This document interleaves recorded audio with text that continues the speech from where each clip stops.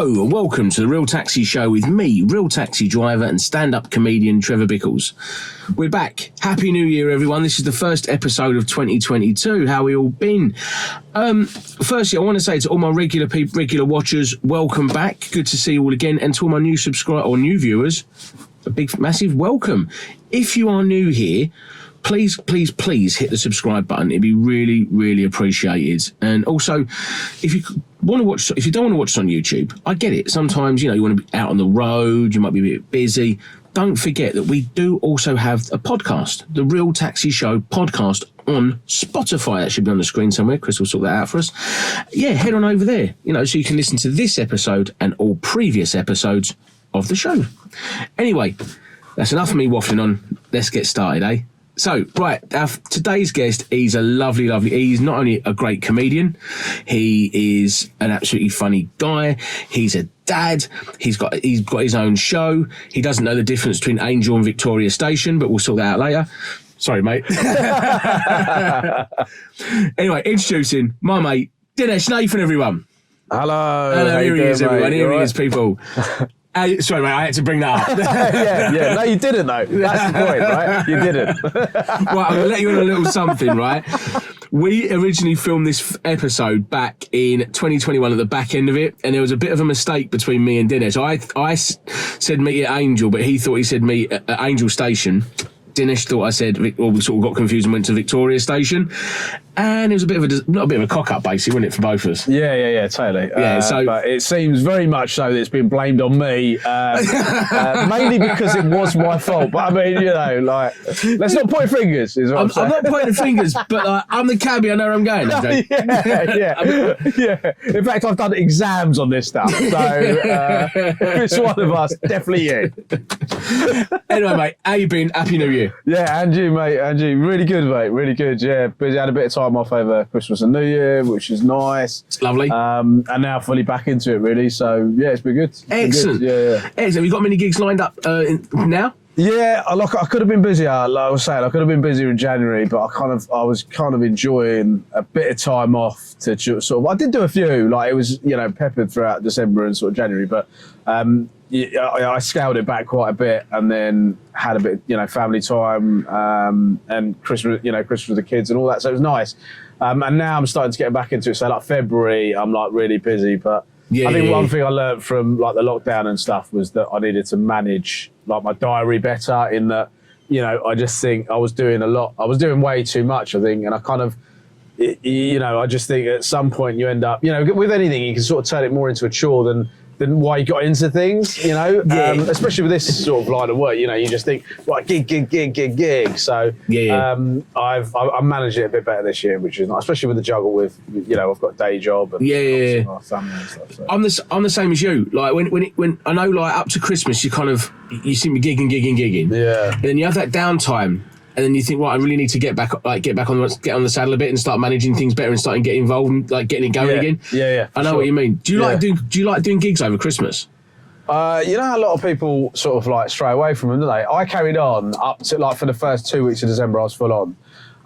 And then obviously we had the potential another lockdown coming in and stuff. Yeah. So where gigs, there was uncertainty around the gigs, a few of them got cancelled, and I didn't try and replace them. I just sort of went, is what it is. So it was that last 2 weeks of December, I kind of chilled out a bit, but I'm happy to gig through December. People do get rowdier. People take a lot of time off. Same with January. I don't mind it really. I don't mind it, because ultimately what we're talking about is heckling here, isn't it? And people just getting a lot more smashed at the gigs. Basically, yeah. Christmas gigs are like, from like a lot of sort of seasoned pros, they say they're notoriously hard, and they're just notoriously basically full of your Christmas drunk. Yeah, basically, for sure. And I don't mind a heckler now and then, but I did notice as soon as they announced that lockdown, a lot of the big groups and big parties all of a sudden just disappeared.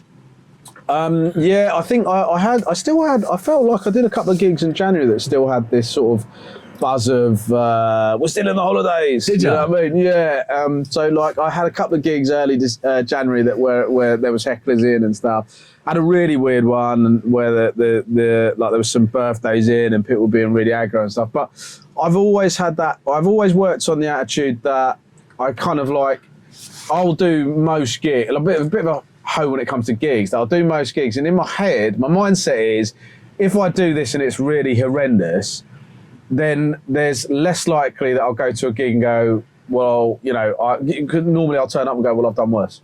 Yeah. You know what I mean? Like, so in my head, it's more like sort of getting a little bit more bulletproof in that I worry less because I always think, well, I've done a gig that was like that, or a gig that was really heckled badly, or whatever it was. You know what I mean? You start looking at the gig and thinking, what more could I have done to that gig? Yeah, Nothing. When it wasn't totally. me, it was a gig, basically, wasn't it? And also building skill, right? I mean, because like you say, you don't, as much as people think, you get sort of an old school perspective that people think that heckling is part of gigging. And it isn't really. No. Essentially, you know, comics are working very hard on their sets and what they want to do, and they don't really want to be, you know, because you're building tension, you're doing all these things. You don't really want to be knocked off your course, right? No. And almost playing like nanny to some of these people, you know what I mean? Almost like babying them and nannying them. They think they're part of the show, and you're kind of going, you're not. Yeah, you know? Absolutely. Like, like here to watch, laugh along. If I ask you a question, please answer. But otherwise, shut the fuck up. Yeah, basically. totally. We're here to do this. So, like, like throughout the years that you don't really get that much in the way of heckling, sometimes you think, well, that period will build experience if I do get heckled. Like, you know, because when you're an early on, you know, a newer comic, that's one of your worries. What if I get heckled? You know, and will I know how to react or whatever? You know, because and so. Again, it's one of them things you're building up experience so that if you do get heckled in the future, you can go, well, hopefully we'll be able to handle that. You know? Joe, I totally agree with that. So when you said about when you're a new comic, you worry about being heckled, I was exactly that. That was one of my biggest fears. Yeah. Thankfully, my material I can kind of help, I could dodge it with my material a bit, but I was almost scared of it. Yeah. And I found the more that I've done, you do gigs that are a bit more rough and ready, a bit more hard, that they do test you. Yeah. It's a bit kind of a sink or swim. You either build a backbone to it and it toughens you up. Yeah.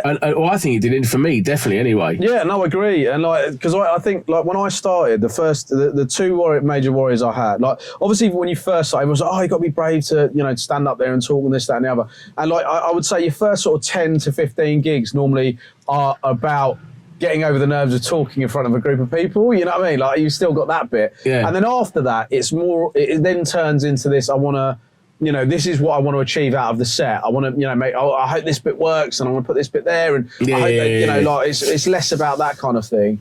But your main I felt my main two worries were getting heckled and forgetting my set. Because, you know, because when you're that new, you don't know whether you've got that skill set to respond to an audience. But, you know, I've seen people, like, you know, when you're first on, you go to a gig and you're halfway through a set and someone, like, just says something, right, randomly, yeah? And then you just go, anyway, and you go on your set, like, everyone's looking at you like, is this geezer all right? You know, like, because you don't know, you know, your head is just like, I don't know what to do, you know what I mean? So, like, it's just really bad. What do I say? What do I say? Yeah, totally. I got heckled, early on I got heckled, and I remember, like, and I was one of those people, you know, when, like, I went back with one of those responses that you do with the lads, when you're with your mates, and you guys are just so, like, just wankers to each other, aren't they? Oh. So you're just going aggressive. You're like, not nice to your mates. Not at all. If you're going to your mates, go, hi, mate, you look lovely. They'll go, what? Yeah, you walk in, totally. you go, all right, you go, all right, you fat fucker, how you doing? Yeah, you know what I mean? totally. So I just went 100 miles an hour at this person, right? And then I thought, oh, okay, I've dealt with a heckle. I feel quite chuffed, right? But I'd forgotten the rest of my set. So I literally followed it up with, like, what an idiot, you know what I mean? And that was my worst nightmare, all in one. That happened to me. But, I've mugged you off, but I've completely forgotten. Yeah, totally. Looked like an absolute idiot after. I had another one where I was like, I was doing a gig it was at Comedian, and and it was so weird because it was my wife's auntie was getting married, so it was her hen do, right? And so my wife's nan was there, yeah? And, okay. Right, so I'm at the gig, and in my head, for some reason, I just thought, I don't know why, I was like, don't swear, right? Not that I'm a very sweary comic, I'm not, you've seen me, I'm not very, like... And so, like, I was like, don't sweat. And so that was all that was on my head, right, in my head. And this girl just, like, I opened, and this girl said something. Nothing, like, maybe she just, it was either a response to something I said or made some sort of, like, you know, not even a bad comment, right? And I thought, right, I've got to respond or do something to this person. But then my mind went, don't swear, right? So then it threw me, so I just ended up going, shut up! No humour in it, no smart quip or whatever, just shut up! You went from comedian to angry dad. 100%. And then just carried on my set, and this poor girl was probably just like, what is wrong with you? Like, next time, get to your room! Get out! Wow, that guy is so smart, he's just so cutting, you know what I mean? It was so, I was just like, afterwards, I was like, oh, you idiot, you know what I mean? Mate, you do, you say things, or like, when you first start out and you do crowd work, I think it's real sink or swim crowd work. Yeah. I really think you can, if you nail it, it can make your set. If you fuck it up, you've really got to dig yourself. I've seen comedians like absolutely die with their crowd work, and you kind of go in, mate, Well, I'll tell you what, I always, for some reason, I've always, you know, we get into comedy because you think that you are good with people, right? You think you're good at communicating, you know, or whatever.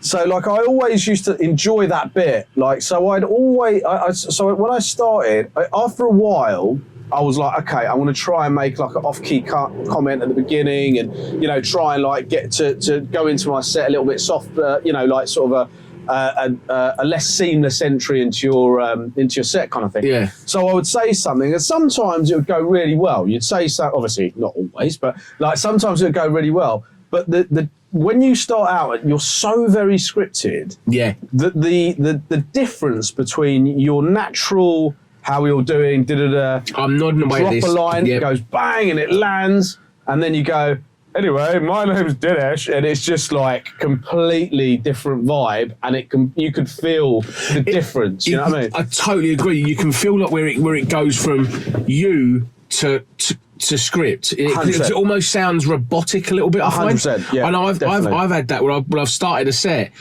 And I've done something at the start, like I've an observation from the crowd, and it's blown up. And I go, well, then I go into my set, but I can almost feel that I've gone from, of course, one person to another. Yeah. And I think unless it can be a bit of a, even for the audience, I think they notice a bit. They can almost see it, can't they? The weird transition. I think that's why, you know how some people say, like, so you know.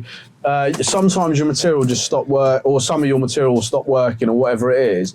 And I think that's in the mind where you start delivering it. You feel that it's not, it's no longer working, or it's very robotic, or you know it inside and out, and you then deliver it in that way with that sort of doubt in your mind or whatever. And I'm sure the way that you communicate it is different, and therefore it stops working because there's what other factors could be affecting a bit of material that used to always work. Yeah. Unless it's, you know, topical or whatever. But other than that, why would it stop working? It's got to be you, right? Yeah, I think they have. It's like shelf life. I think jokes in a sense where you're right. You get to a point where you're telling the joke, but you're almost telling it robotically without putting feeling into it. Like, prime example for me, last night, I can tell jokes that I've told time and time again, and I can do it well. But then when I had a new bit, we spoke about this before, that I put in, but I really put myself into that new bit because it was my new bit, if that made sense. And I really focused on it, and I delivered it differently. Did it land better than everything else? I really went for it. I was so pleased because it landed really well. Yeah, 100%. Because I really concentrated and focused on it. Whereas sometimes I think if you're doing a bit that you've done time and time again, it almost, I'll rattle this one out and get on to the next one sort of feels. Yeah, I totally agree. I think that is, for me, I felt the same with certain bits, and it's almost like when you're saying it the first time round to an audience, I think you say it in the right way because you're especially if you don't know a script. If you learn a script, then it comes out how that is, and if you've forgotten a bit of it, you've screwed it because you start panicking that you don't. Whereas if you have a general sort of nugget of an idea and you kind of know the buzz points of it, or the beats or whatever, then you know it comes out less scripted. It comes out a lot more naturally. So it flows. I think it works that much better. So But talking about gigs and things like that, I want to touch on a gig that a band you supported last year. I think I don't know if you're still doing it this year. Yeah, it starts in February. Been supporting Sean Walsh, everyone. Firstly, well done. Great stuff. How many gigs have you done? How many times have you supported him? I think I must have done about 5 or 6 as of last year. Excellent. Got about. I think I've got between 6 and 8 maybe this year. I think it's something like that. How'd you find it? Yeah, really good, mate. Really, is it a different experience? Is it a different feeling supporting rather than just being on a gig? Yeah, totally. Yeah. Well, I don't know. Sean's very good at setting your expectations, I think, because I think he was really good in. He's brilliant as a comic, isn't he? But so he's got so much experience. I think he knows what to tell you in order to try and get the best out of you, and settle your mind a little bit, because you're totally unsure of what's going to happen, what it's going to be like, and this, that, and the other. And he was quite good in making sure he had that conversation with me beforehand. So that helped, but ultimately, the audience are there to see Sean Walsh, and if anything, you're a speed ramp in the way of that. So, you know what I mean? So it's like, but at the same time, like I said, with the whole experience piece, it's kind of like, okay, you've got to walk in and get a cold order, because there's no MC, there's none of that stuff. It's just straight on. And Sean's been very kind in introducing me and stuff like that, and he's been very good at that. But ultimately, they're there to see Sean, and you rock up, and you're in the way, essentially. So, and he was kind of saying, look, they will warm. Just keep your pace, keep your confidence, and all that, and it will come good. And he was obviously right. And so, but I just think you gain so much experience from that. And obviously afterwards, I turn into fanboy, and I get to watch him do his thing, and then you can start to sort of see. Half the time you watch a comedian like that, you think, I need to quit. It's basically what the answer is. But the truth is, obviously, you're there watching an amazing comic, one of the best, just going and doing his thing, and you obviously learn so much from it. Yeah, no, it must have been a fantastic experience for you, like doing it. And I think you're right, when you perform perform alongside comedians, like obviously a far better standard. If you don't learn anything from it, you're a fool. You know what I mean? You're gonna pick up. I hate it sometimes, because I'll look at their joke and go, "Fuck, what did I think of that?" I think. I just think there's so much. Because it looks like they're so at ease in the way that they do it. But the thought, obviously, that goes into the writing, and obviously the experience of all the gigs they've done, all of the sort of things they pick up and stuff like that, and they make it look effortless. Wow, you're just mind blown, isn't it? Well, speaking of experienced comedians, now I'm going to touch on. I'm going to bring it up. I didn't know, when I first met Dinesh, I didn't actually know this, and it was only until someone told me. You got a famous brother. I have indeed. His famous brother is Kevin Bridges. It's Ramesh Ranganathan. Obviously, he is. Well, I kind of get obviously why you changed your name for the stage for obvious reasons. I'm guessing. Yeah, 100%. So it was. With that, I kind of it was an odd one, because when I started comedy, I was like.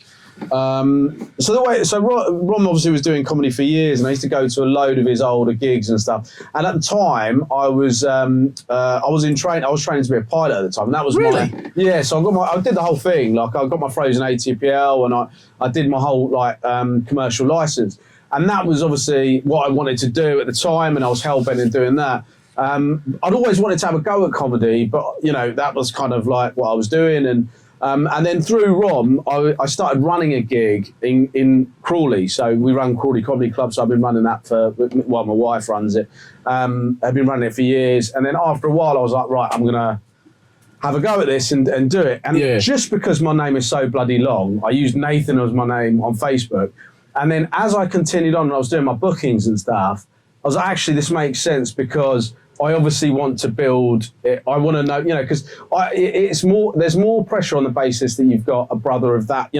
He's amazing, right? He's brilliant. I'm a fan myself. Exactly. He's my family, but he's, and we're close, but I'm a fan, right? Still. So I kind of wanted to do it off my own back, and I didn't really want anyone to either try and use the name, because you know, and get, you know, so and use this on their posters or any of that sort of shit. I wanted it to do it all on my own back. Makes perfect sense. Yeah. Makes perfect sense. Obviously, it is a standout name. Yeah, it's not like your name's John Smith. It's a standout name. Yeah. And obviously, you don't want to sort of, I don't want to use the word piggyback off of his name, but it will obviously shine when you put that name out there. Yeah. It's like the kind of, I use it like kind of Antoine Ferdinand, Rio Ferdinand scenario, you know, which makes perfect sense. Now, obviously, he's all over the telly at the minute, right? And this is a question my wife's got for you, funny enough, right? Obviously, because your mum's on the shows now. Yeah. Was it like seeing your mum on the telly, and did she have to be coaxed into the shows? Nah, she loves that shit, mate. she loves it, mate. Oh, she's like, she's such a mate. She is like next level. Like the way, like she was like, is she like a diva? 100%. She's just so like, I don't know. We did that when he did Asian Vlogateur. We like went and did this episode with him. And then we went and got a private viewing of the show with like the agent and the production team and all that stuff. And so we're walking through London, and these people like saw Rob and my mum, and they were like, "Oh, you know," and she was shouting at my mum, "Oh, I love you." She goes, "I love you too, darling." Do you even know those people? She's like, "I love you." You know, the fans. I'm gonna do it for the fans. You know. Oh, I can imagine. She like sort of Liz Taylor diva. Mate, loves it. Loves it. Brilliant. I mean, you know, like obviously beaming with pride over what my brother and all that. So absolutely loves it, mate. Yeah, absolutely loves it. But like, I just remember I was at work because obviously I got a day job, and I was at work, and somebody goes to me, "Oh, your mum was on like Alan Carr yesterday," and I was like, "It's such a weird." Do you know what I mean? It's just like making a comment. Oh yeah, like it was just really weird. Like I'd be like that. If someone said to me, "I see your mum on Chatty Man," I'd be like, "Oh right, yeah. Was she any good?" Yeah. It's mad. It's like because Robert, like he is on everything. Obviously, he's smart and selective in what he does because he gets offered a lot more than that, obviously. But you know, he's smart in what he does. But yeah, I mean, even that, like, it's hard to keep up with it basically because, like, I get, you know, I'll be chatting to him or whatever, and he'll be talking about filming that he's doing, but obviously it doesn't come out till like months later. So when someone says to me, "I saw him and whatever," I'm like, "Oh, you know what I mean?" Like, "Oh, right," you know what I mean? I knew about that. But you can't keep up with it, you know, obviously. So, yeah. No, mate, it's great. It must be such like a pride thing seeing your brother on the telly smashing. Oh, totally, mate. Yeah, I mean, you know, like, so it's odd on the basis that I remember, like, we used to go to obviously the smaller gigs and all this stuff, and him coming up, and every time there was like a milestone that, you know, he was trying to achieve or whatever and got, and obviously that was the biggest thing then, you know. So it would be like, for example, like, you know, getting on a Comedian and then doing this and then, you know, all these different things, and then suddenly he was on Live at the Apollo and you're like, wow, you know, and it obviously blew up from there. So it's mad. It's absolutely mad to see, but, you know, I would say that he's so down to earth with it. I can imagine. He comes across as that, so down to earth with it, and I would say that all of it, you know, all of the same sort of group of mates still hang out, and it's very much everyone has got so used to it. Do you know what I mean? That we go out and he's constantly bothered. Everyone is so used to it. But don't treat him any differently. He will definitely be included in all the piss taking and get ripped just as bad, you know. But that's like, you know, obviously he's got quite a good skill set for coming back with things. You know, if you're going to take the piss out of him, be prepared. To a certain degree. So growing up, obviously, you two growing up and things like that, were you very comedically when you were like little sort of jokers playing about, doing jokes and things like that? You know that saying that, like, normally comics come from like a troubled background, right? Well, that's called the London Open Mic. So. Totally. It's like a counselling session. Yeah, totally. Yeah, it's like, so like, and I think that massively rings true because I think we had loads of, obviously, you know, loads of people have it worse. You know, it is everyone. You don't know what other people's problems are, but I think we definitely had these sort of things that happened to us, and it was humour that got us through those things. So yeah, it was always, you know, we were always laughing and joking and having a laugh in the house. It was just like my dad was the same. You know, my mum, the whole family were just like that. You know, that's great. That's enjoyable. That's because I do believe I'm a big believer in comedy. People resorting to comedy just to deal with. I used to do that as a kid, as very much so. Hence, kind of how I got into comedy as well. And I do believe it's a great. It cuts the tension in the air. It makes life easier, and I think it's a great way of dealing with things. Like without trying to sound like it's sort of very deep or anything like that, but I think it really is. Yeah, no, agreed. Yeah, agreed. I think you have to. You either laugh or cry at things. Basically, yeah. I think laughing is the way to get through a lot. Because what's the first thing you do when someone's upset or you make it, you instantly, obviously the British, we've got that sense, we're all about humour, aren't we? Yeah, so like when someone's sad or whatever, your first thing is, obviously you got to time it pretty well. I mean, you can't just make a joke after a road traffic accident. Anyway, you can't have I told you about it yet? So, but ultimately, just run out of the road. Hold on, guys. Don't worry, I've got this. You'd be the worst paramedic ever, right? I can imagine you pull up. We've got 2 RTAs and someone's broke their neck. I've got something on this. Hold on, I've done something this last night. I'm set. Yeah. Do you like puns? Yeah. But no, I definitely think that it is a way to get through things for sure. Yeah. Now you got a kid. You're a dad. Which mate. Must be such a. I always think full respect to parents that do comedy because I know how much effort it takes, and to have children around that is a massive respect. Do you see signs of a little comedian in your kids? No, because of the comedy, I rarely see them, is the truth. You've got to drop the ball somewhere, and it is with the kids. Yeah, the kids now are actually 25 and they've got jobs. But doesn't 100%, mate. It's like it's karma. Honestly, it feels like karma. Like their back chat and all this stuff. I love that. And every time they do something, my wife would just be like, "That's you, that is." I don't know what to do because I'm like, you grow up that way. You're just stuck in your ways, aren't you? Yeah. So everything, you're always trying to have a laugh, and they're like that. They're just massive piss takers. Do you know? I think there's nothing more beautiful, and it sounds really silly and soppy, but kids when they try back chat. I know. Mate, as a parent, you really want to go at them. It's so difficult. Like my daughter she's so sarcastic now. She's only 5, but I'll ask her to do something. If I'm I've asked her 3 or 4 times, just do it, and she'll go, "Okay, Dinesh." And you'll be like, yeah, it's really hard. Oh, mate, do you know, I've really enjoyed. Final chat. So you've got your own show. Yes, as well. Mate. Yeah, right. Yeah.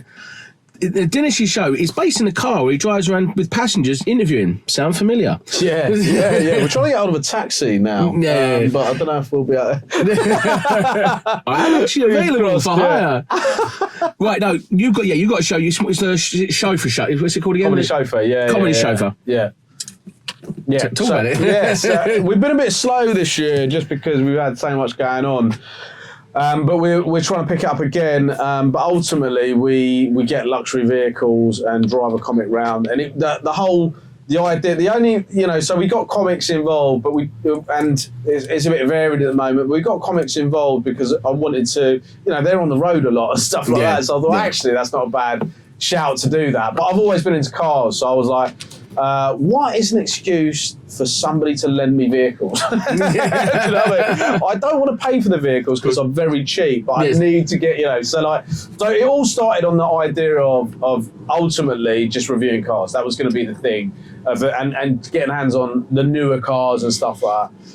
So that's what it come from. And a mate of mine works for a car group and was like, we could probably do this. And so every time I spoke to somebody was anything to do with cars, I'd just have my elevator pitch. I'd be like, I've been thinking about doing this. And I bumped into this guy at Audi in Crawley and I was like, we want to do this.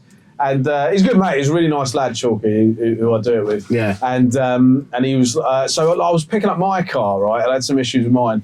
And I was picking it up and I just bumped into him and we need to catch up about this thing.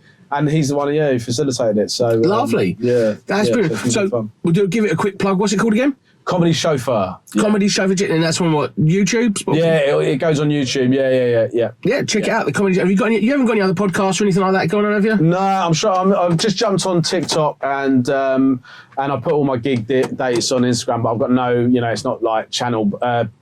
content based. Yeah, TikTok yeah. obviously is, where I was just doing bits of material and like I'm going to start putting the comparing clips on and stuff like that. But yeah, that's the main. Right, we're going to go for a very short break, guys. Push pause, go and grab a cup of tea, come back, and we have got the quiz, which is how much is that celebrity on Cameo, and the question that I love to ask all stand-up comedians. Tell us about your craziest or worst gig experience. See you in a minute.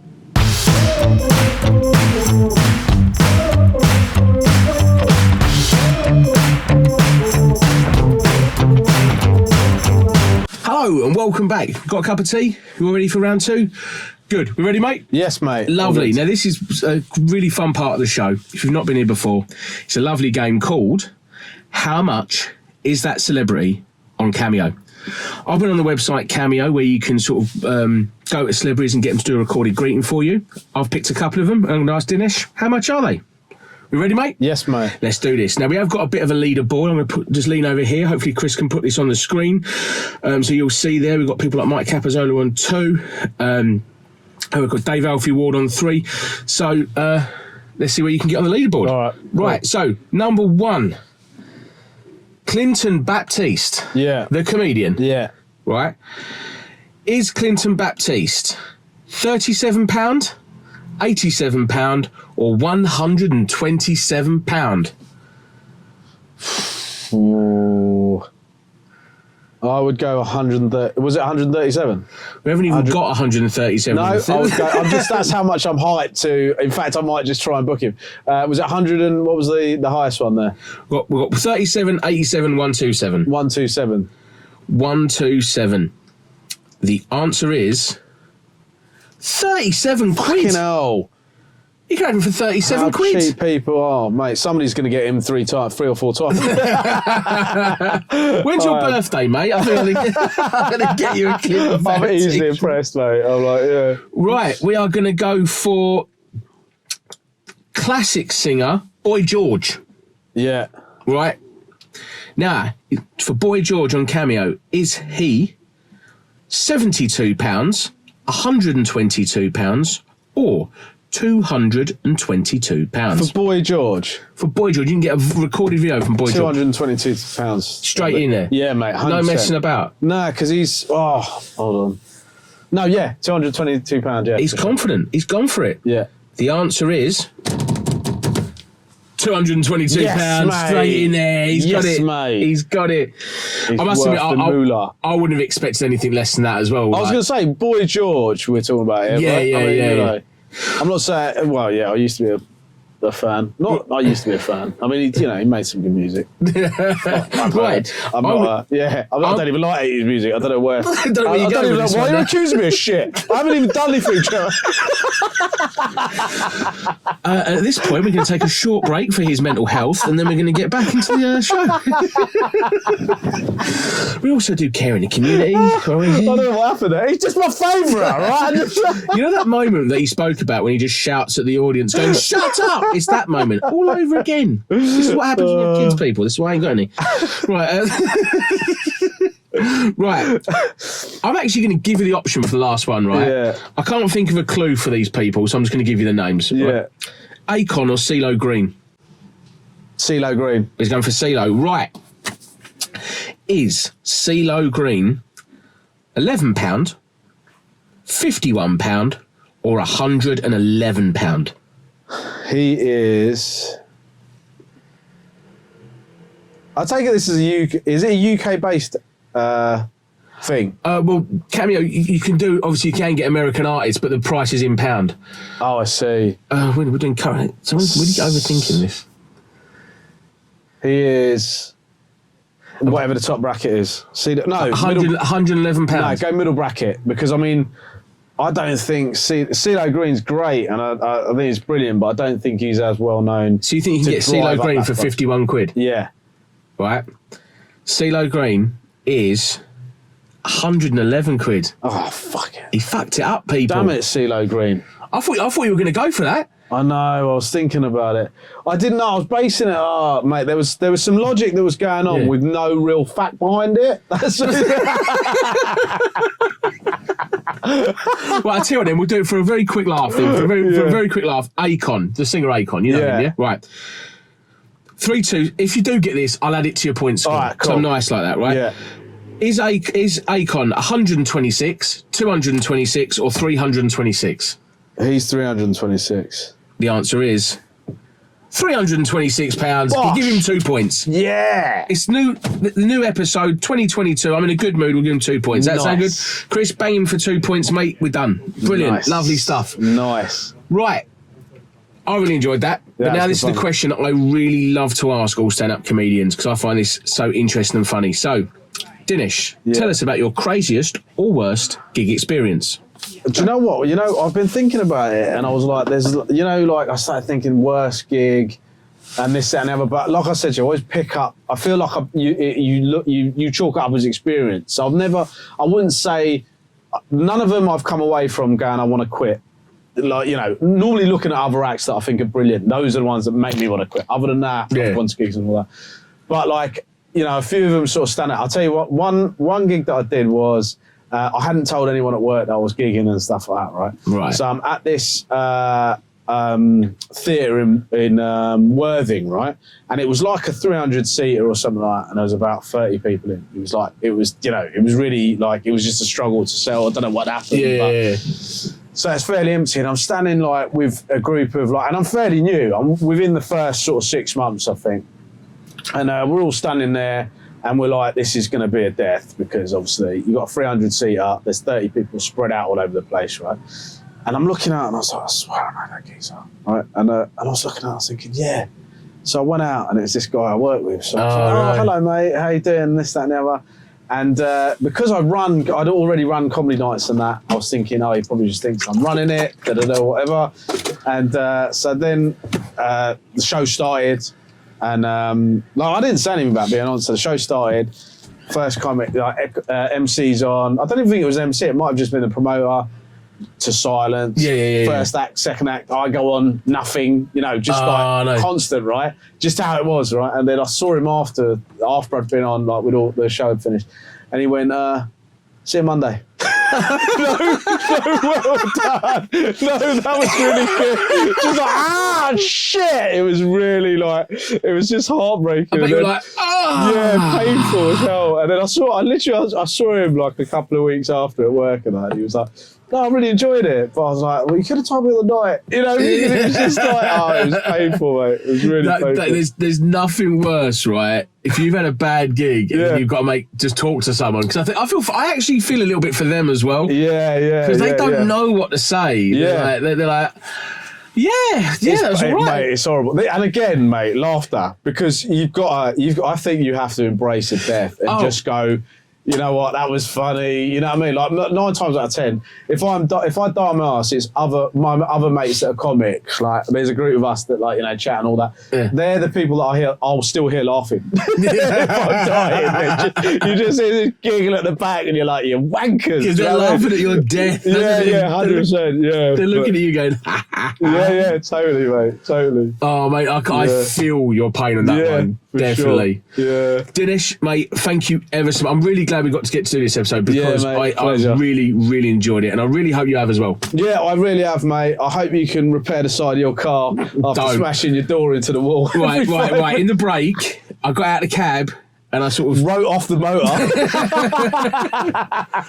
It's a little bit dented, but if you're at my rental firm, it's not dented and it's not me. Okay, I didn't do it. It was not me. Right, that's payback for me digging him out for the age of Victoria. That is pure payback there, right there. Okay, Dinesh, mate. So, what was the show for?